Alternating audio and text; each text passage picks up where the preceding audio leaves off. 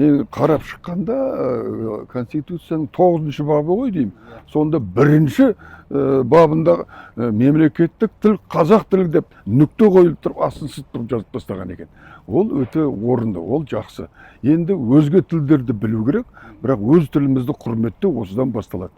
Қазақ мектептері құдайға шүкір қазір көп, қазақ балалары өзінің тілін қазір біледі, шетелдің де тілін біледі.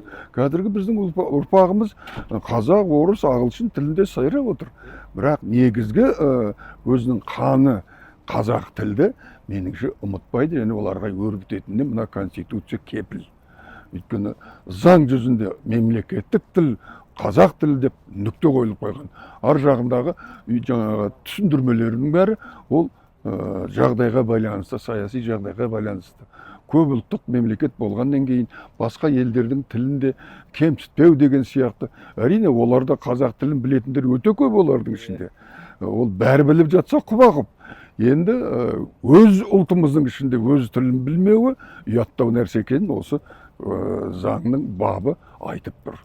Ендеше біз өз тілімізді өзіміз құрметтесек, өзге ұлттың адамдарды құрметтеп, осы тілдің мемлекет тілі екенін мойындап үйренетін үміт бар.